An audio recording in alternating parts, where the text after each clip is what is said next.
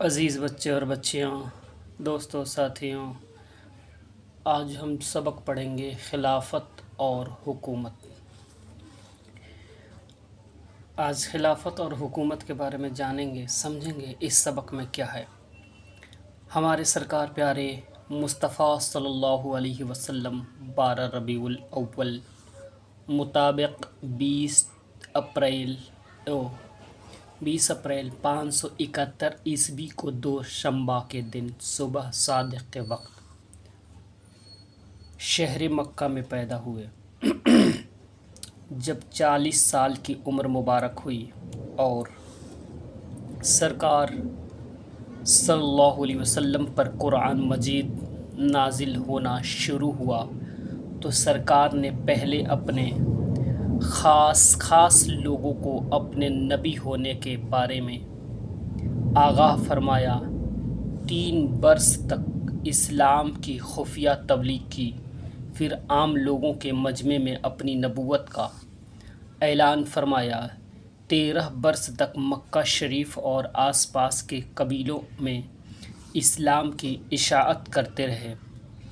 پھر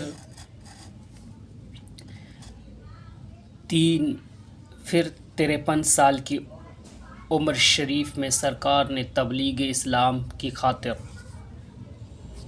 مکہ سے ہجرت کی اور مدینہ تشریف لائے۔ سرکار کی ہجرت سے پہلے ہی مدینے کے بہت سے لوگ مسلمان ہو کر سرکار کی غلامی میں داخل ہو چکے تھے۔ جب سرکار مدینہ پہنچے تو ان کی خوشی کا کوئی ٹھکانہ نہ رہا۔ انہوں نے سرکار کے قدموں میں اپنی آنکھیں بچھا دیں۔ سرکار کی رضا حاصل کرنے کے لیے انہوں نے اپنی دولت اور جائیداد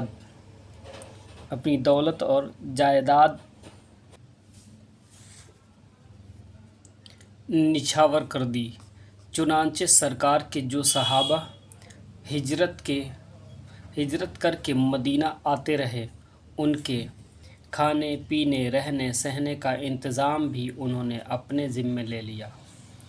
مدینہ کے جانثار صحابیوں کا لقب انصار ہے، اور جو صحابہ سرکار کی محبت میں اپنا گھر بار چھوڑ کر مدینہ چلے آئے تھے، ان کو مہاجرین کہتے ہیں۔ سرکار نے مدینہ پہنچ کر صرف 10 برس کے اندر پورے عرب میں اسلام پھیلا دیا۔ جب قرآن مجید مکمل نازل ہو چکا اور دین کا کام پختہ ہو گیا تو سرکار نے 12 ربیع الاول 11 ہجری مطابق 12 جون 632 عیسوی میں دوشنبہ کے دن مدینہ شریف میں وصال فرمایا، اور حضرت عائشہ صدیقہ رضی اللہ عنہا کے مقدس حجرے میں دفن کیے گئے۔ چونکہ ہمارے سرکار پیارے مصطفیٰ صلی اللہ علیہ وسلم خدائے پاک کی طرف سے رسول ہو کر تشریف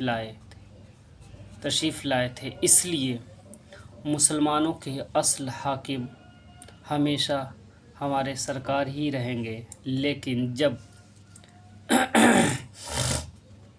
سرکار نے اس دنیا سے پردہ فرما لیا تو اس بات کی سخت ضرورت پیش آئی کہ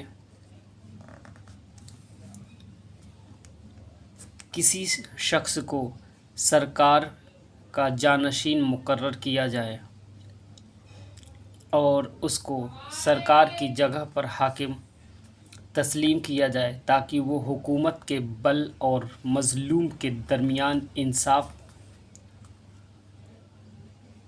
کرے، مجرم کو سزا دے، لوگوں کے جھگڑوں کا فیصلہ کرے، کافروں سے جہاد کے لیے لشکر بھیجے، فساد و فتنہ کی روک تھام کرے، مسلمانوں کو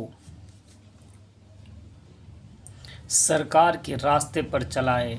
چنانچہ مہاجرین اور انصار نے ایک رائے ہو کر حضرت سیدنا صدیق اکبر رضی اللہ تعالی عنہ کو سرکار مصطفیٰ صلی اللہ علیہ وسلم کا خلیفہ اور جانشین منتخب کیا، اور سب نے یکے بعد دیگر آپ کے مبارک ہاتھ پر بیعت کی، یعنی آپ کے ہاتھ کو اپنے ہاتھ میں لے کر اقرار کیا کہ ہم لوگ آپ کا حکم مانیں گے اور ہر معاملے میں آپ کی اطاعت کریں گے۔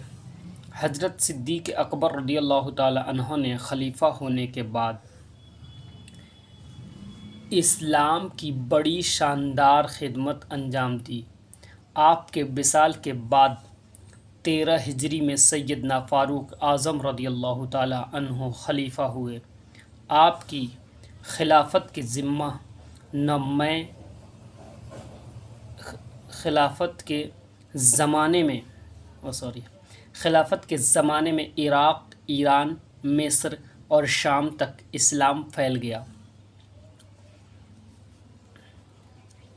آپ نے 10 برس 6 مہینے تک بڑے دبدبے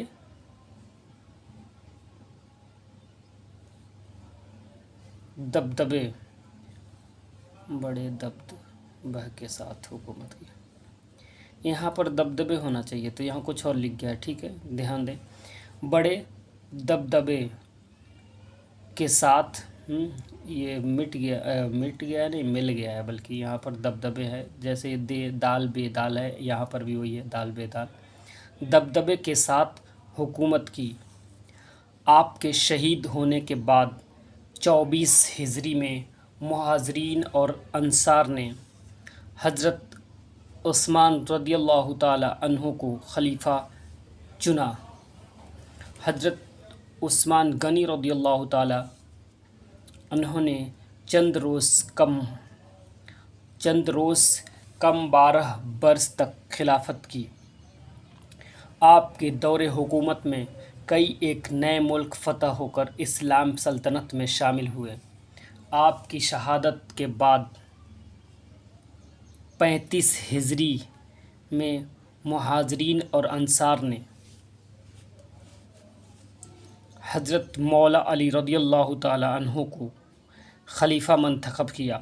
حضرت مولا علی رضی اللہ تعالی عنہ نے 4 برس 9 مہینے تک خلاف کا کام، اور خلافت ہونا چاہیے، یہاں پہ خلاف لکھ دیا، یہاں پر تا آئے گا، ٹھیک ہے، دھیان رکھیں گے۔ یہاں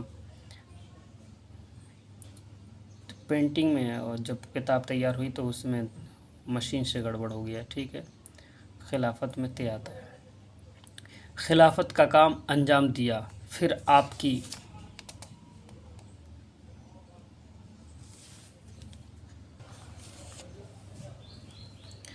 شہادت کے بعد حضرات صحابہ اور دوسرے مسلمانوں نے 40 ہجری میں آپ کے بڑے صاحبزادے، یہاں بڑے لکھ دیا، اڑے نہیں ہے، ٹھیک ہے، اس پر بڑے صاحبزادے سیدنا امام حسن رضی اللہ تعالی عنہ کو خلیفہ منتخب کیا۔ 6 ماہ کار خلافت انجام دینے کے بعد حضرت امام نے خلافت کی ڈوری 41 ہجری میں حضرت امیر معاویہ رضی اللہ تعالی عنہ کو سونپ دی۔ حضرت معاویہ نے 19 سال 3 ماہ تک بڑی شاندار حکومت کی، اور جب 60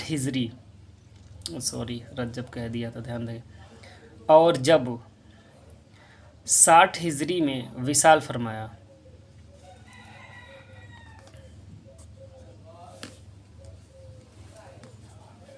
رجب ہی ہے، ٹھیک ہے۔ آپ کے بعد تخت سلطنت پر آپ کا بیٹا یزید بیٹھا۔ یہ شخص حکومت پا کر جابر بادشاہوں کا نمونہ بن گیا۔ اس کے دور حکومت میں لوگوں پر بڑا ظلم ہوا۔ اسی کی فوج نے 10 محرم الحرام 16 ہجری کو جمعہ کے دن حضرت سیدنا حسین رضی اللہ تعالی عنہ اور آپ کے ساتھیوں کو بڑے بے دردی کے ساتھ شہید کیا۔ اس نے 3 برس 9 مہینے حکومت کی اور ربیع الاول 64 ہجری میں مر گیا۔ پھر مروان بن حکم اموی نے ملک شام کی مدد سے اپنی حکومت قائم کی اور 9 مہینے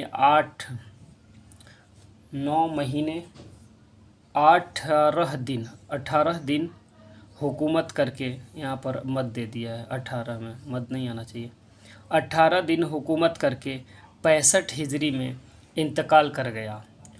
اس کے مرنے کے بعد اس کا بیٹا عبد الملک رمضان 65 ہجری میں تخت نشین ہوا۔ یہی حکومت مروان کی نسل میں 68 برس تک رہی۔ اس کے بعد 13 ہجری میں دولت عباسیہ قائم ہوئی، 500 برس سے زیادہ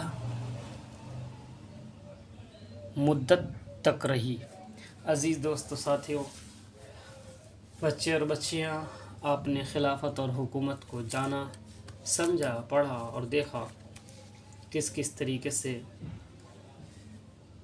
چلا ہے اور کیسے کیسے کہاں سے کہاں تک آیا، کس طریقے سے خلافت اور حکومت کو قائم کیا گیا، رسول اللہ صلی اللہ علیہ وسلم کے بعد کیسے اس دین کو قائم کیا گیا، وہ دیکھے اور سمجھے، پڑھے، اور اسلام کو پھیلانے میں رسول اللہ صلی اللہ علیہ وسلم نے کتنی محنت و مشقت کی، اس کو جانیں اور جان کر کے ایک دوسرے کو بتائیں اور بچوں کو سکھائیں اور سیکھیں، پڑھیں، لائک کریں، سبسکرائب کریں، شیئر کریں۔